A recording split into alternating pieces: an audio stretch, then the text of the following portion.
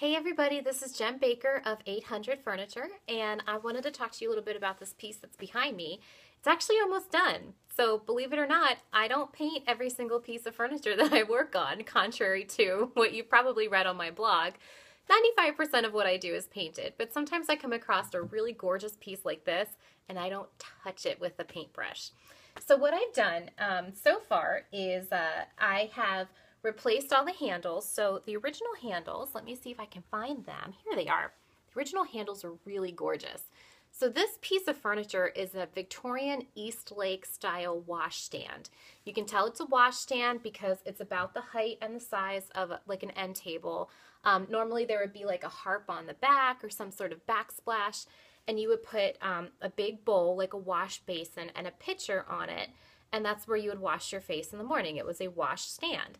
And normally wash stands have one long drawer on the top, two smaller drawers on the side, and then one door for storage space. So if you find a piece of furniture that looks like this, it's a wash stand, okay? You can tell that this is an Eastlake washstand by a couple of things. The first dead giveaway was the original hardware. So if you take a look at these, aren't they gorgeous? When you find handles that look like this, that they have a nice rectangular back plate, which is this part, and it's really ornate and carved. A lot of times they're brass or some sort of shiny metal. There will be posts that come in through the side. Those are removable. And there's a handle here, and then usually there's like nuts or bolts that screw on back here. So these were up here like this. That's an indication that this piece is Eastlake. Another thing that you can look for is when you find pieces of furniture that have these beautiful carved details on it. This one has like this really beautiful carving in the middle and these horizontal lines going across the top on the drawers, at least on the top drawer. And then on the bottom drawers, they just have like these really simple lines kind of laid out in like a little grid pattern. I just think they're so beautiful. These drawers kind of have like a craftsman's style to them. But check this out. Look at that joinery. That is a cove and pin joint, which puts this particular piece of furniture in a very specific time period. Because normally when you open up a drawer, you'll see dovetails. Those are like the triangle style joints. But when you see cove and pin joinery, that was only used for a very specific period of time, right around the turn of the century. So that's really excited. That tells me that this piece is pretty old. Now the woman that had it before me, I got it from her off of Craigslist. She got it and it was painted white and she hated it. So she had her friend strip it completely, like dip it and everything. And then when I got it, she had had it for 30 years in this state. And the finish was looking okay, but it still had some scuff marks on it, some dings and some nicks. So what I did was I did a very simple treatment that you can do at home using Howard's Restore Finish. I used the neutral color because I wasn't 100% sure what color this is.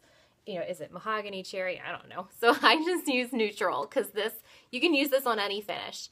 If you have heat rings or scorch marks or little scuffs, you can use some quadruple zero grade, which is super duper fine, right there, steel wool. And these zeros indicate how fine of a steel wool that you're using. So you want the finest, which is the quadruple zero, or there's a word for it, but I don't know what it is. So I just say the 4-0 steel wool. It looks like this. So you put your Restore Finish onto your steel wool, you go in the direction of the grain of your piece, and basically whatever's in this, it gets rid of a multitude of awfulness on your piece. So I went across the whole thing. I went in the direction of the grain of the wood.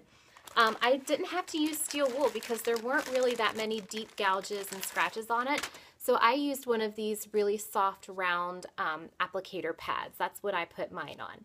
And so I just rubbed it across, and then you just follow the directions on the can. It says to basically let it wait for about 20 minutes, and then you wipe it off. And then when you're done, you follow up with Howard's Feed and Wax. And this is the moisturizer and the protectant for your wood. So you put this onto like a soft cloth or an old t-shirt and you rub that on. And this has orange oils in it and it hydrates your wood and makes it look amazing. So in a matter of really like an hour, and most of that was drying time, This finish is glowing and it's beautiful.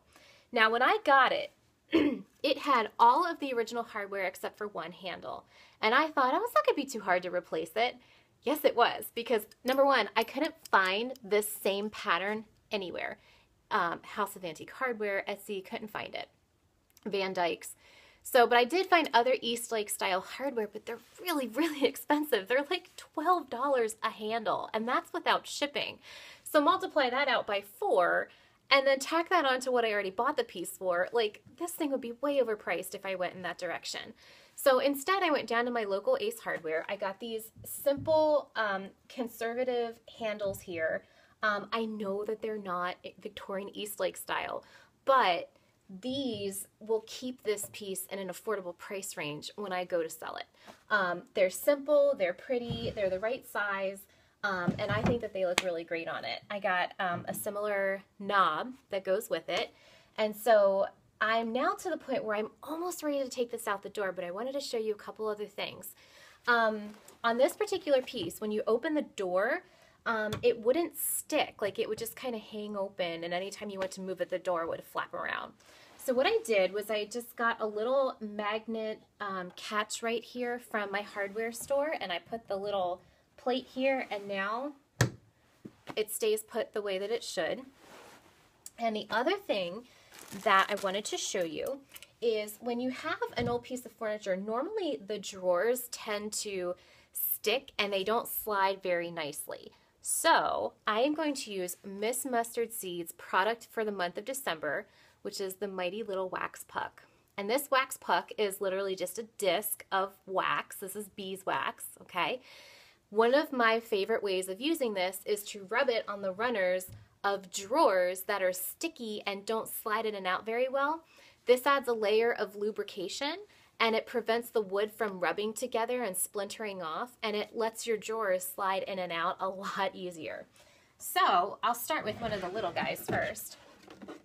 So what I do is I take my drawer out and I flip it over, and I run this along the runners of my drawer. And it's just as simple as this. Think of it like waxing up a surfboard. Or back in the day when you would have sleds that had like metal runners, you would wax the runners so you could go down the hill a lot faster. See, I never did that, and that's kind of it, and that's all you do. Now, if you don't have a wax puck, you can use a candle. Same thing. And then in addition to that, what I do is I take the wax puck and I run it along the inside track where the drawer would slide in and out. So there's sort of like 2 layers of wax here working for me. Okay. And then now, this slides in and out a lot easier. See?